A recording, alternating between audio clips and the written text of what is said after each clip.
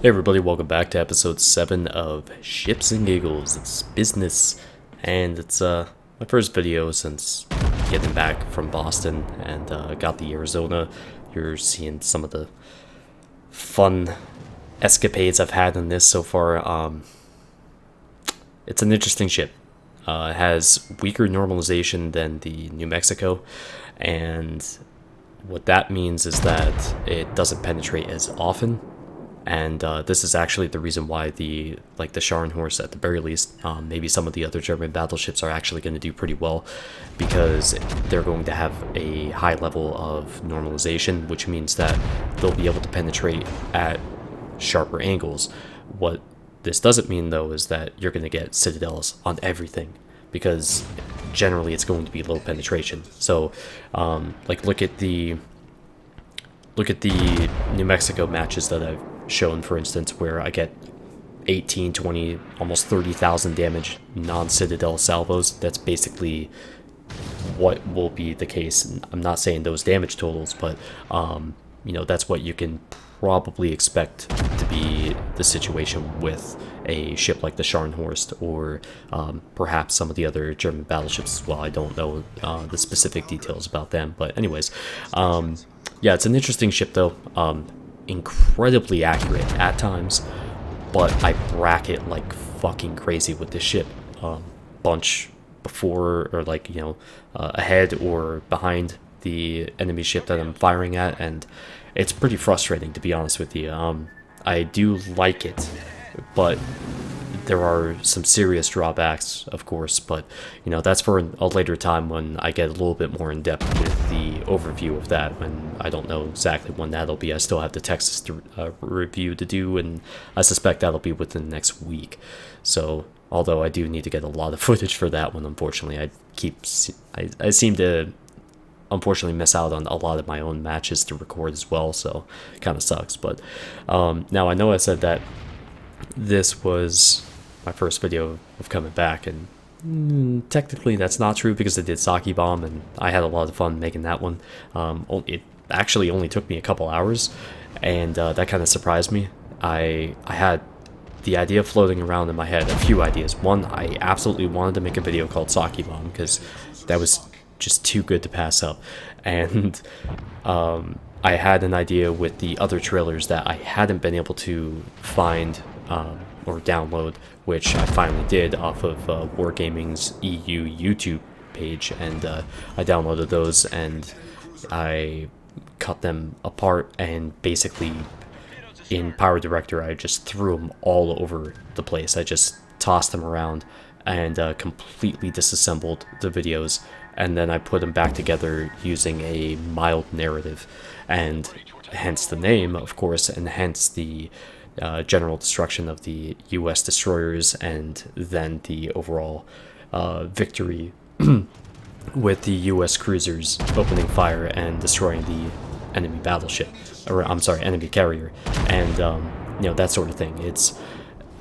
It's fun. It's fun making something with such limited resources, and I think that's actually the funny part, is because I didn't make that with the 500k subscriber contest from Giggles. I did not make it with that in mind. I sent that to him over an hour after I uploaded the video, because I had comments saying that, hey, you should send this in to him. I'm like, oh, actually, that's a pretty good idea. And the best part is, it's not gameplay.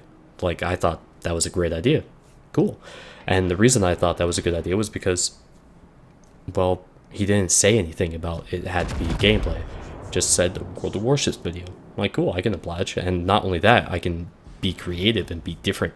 And my god, the messages I got about that shit. I'm a piece of shit. I should be ashamed of myself. Like, about what? What would I possibly be ashamed of, I mean, yeah, I could have done a little better. I mean, I know that much. I got down to literally the 100th of a second time frame there, and started deleting, like, I'm not even sure what that would qualify as, like a third or a quarter of a frame. Yeah, a quarter of a frame. that's how like close I'm getting. Like I'm going as deep as Power Director will let me get into the video. And the funny part is, after I uploaded it, I'm like, son of a bitch, there's so many errors in this. But what people don't understand, and it's very obvious that they've never even tried anything like this, is that when you're working with something like pre-recorded footage that you can't alter, like you can't go back and add to, like what I've done with the trailers, same with action stations, that video I posted up a while back, it's a lot more difficult. It's a huge challenge, in fact, if you're trying to, you know, get these clips and these particular shots that are available to you and make them into a coherent trailer, with, you know, even a mild narrative. It's kind of a pain in the ass, and it's actually a lot easier. It's more time consuming over a period of time. It takes longer to do a gameplay video, but you can always go back and add to it. If you want to go back to a replay and do it from a different angle, you can. You don't have that option when you're working with stuff that's already done. It's already, like, that's it. You can't add any more to it. And you know, there's a inherent challenge to both, but in my opinion, it's a lot more difficult to do it with footage that you can't alter any further. You can't add to, and you can't go around and record and add, like, you know, it's just, that's the way it is. No, oh well. But the amount of people that got butthurt just cracked me up, and it was kind of sad too, because people actually take this shit way too fucking seriously. It's not their contest. Deal with it, you know. Oh well, move on. And the other part is, I'm not making any money off of that. It's not a monetized video because it's a copyrighted song. I can't monetize it. So, you know, there was one guy in particular that said that, you know, I'm just trying to make money off of Jingle's popularity. What kind of jackass says that in the fucking first place? I mean, come on. The amount of people that just don't know anything about much of anything in the first place is kind of astonishing. I mean, at least try to do some research before you open your goddamn mouth. That would be great. But yeah, it just cracks me up, and I got a kick out of reading the negatives, and that's not really what I focused upon. I removed a few of those comments just because I just didn't really give a shit about having that in the comment section. And you know, you guys have been awesomely supportive, and I really appreciate it. And I know you guys understand the purpose of it, and like most of you understand the purpose of it. You know, it's just kind of like one of those things where I make a video like that, or action stations, because I want to get pumped up before I play. And, you know, it's like a pre-session workout, like, you know, something to get me in the mood for it, and to kind of remind me of what I'm doing in the first place playing the game, because I really do enjoy it, and that's been pushed to the limit lately. But you know, there's a lot to really enjoy about the game, and the discussions that come from it, you know, from not just tactics and whatnot, but the historical aspect of things. And I love reading in the first place, and I was actually talking to a few people about that today. I would love to have a personal library just chock full of military history books, because it's such a fascinating subject, especially when you're talking about what could be easily argued as probably the single greatest event in human history, as, you know, far as, you know, us interacting with each other and whatnot, not necessarily things that have happened to humans, but you know, because I think the plague would definitely be up there, I'm just saying. But the scope and, you know, the vastness of anything to do with World War II, you can't just talk about one thing, because you're always going to end up rolling into another subject, and you know, or another region or something like that. When it comes to World War II, it's absolutely mind-boggling how different everything was back then. And you know, that's something that's not lost on me, and I greatly appreciate it. So yeah, and again, I can't wait to get around to visiting my first museum ships should be a lot of fun and humbling as well. And I think that's something that a lot more people could use when it comes to its perspective. That's all. A lot more people could use perspective. But anyways, yeah, I played the shit out of the Minokui. Like 30 plus matches or something like that in a day and a half. The reason being that Concealment Expert was within reach, and this past weekend they had a huge bonus on Captain XP, so I had to gun for it and just make it happen. So I finally did get it, and you'll see the results, the ironic results at the end of this particular video, and then upcoming video, well, actually the very next video that I have after Ships and Giggles will be the Minokui overview, and then I'll have an Ishizuchi match that oh boy, you better get yourselves ready for that one, because it was a doozy. So on this particular match though, I've got to point something out. There's an Isukazi coming up, right? The one I just fired torps at, and I'm sitting here on B going ahead and trying to finish off this Kumo real fast. There's a Cleveland coming straight down the middle of the map here. He's the ship right behind me there, and I pop my smoke, and I know this guy's gonna dump torps, right? So I start hitting the reverse. Now he's gonna launch his 3 torp spreads, but he's gonna do something I'm not expecting, and that's the third torp spread is going to be wide. And I'm saying this ahead of time because every time I see what happen, I laugh uncontrollably. So there it is, there's the 2, and there's the third one I'm not anticipating, and then oh shit.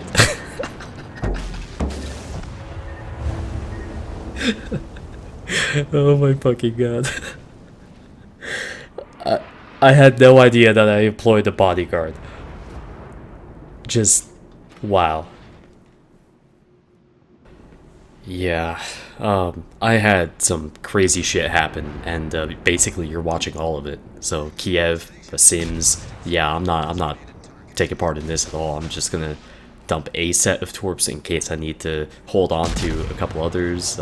You know, I have my other torps ready here, and I'm just gonna hang on to them just in case I need to use them to make these guys maneuver. But luckily, I take out the Kiev with the torp right in the side there, and I hightail it right the hell out of here because the Sims, I'm not going to mess around with that guy. Now, there was a Bliss that was capping B, and he ran straight up the middle and is now gunning for our carry.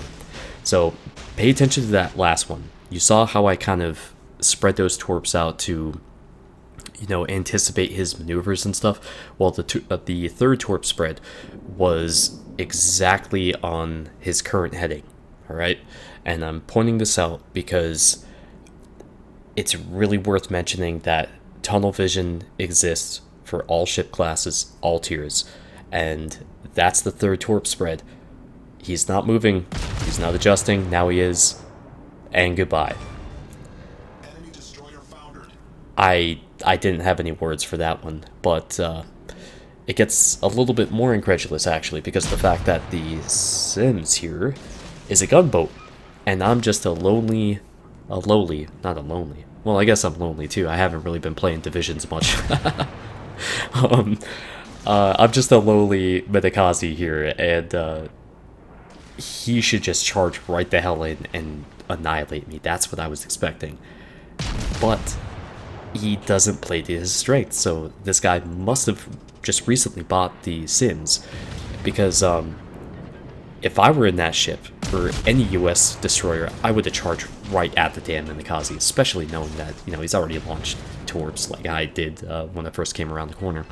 So I adjust my tactics here, and I realize I've got much better shell velocity than he does.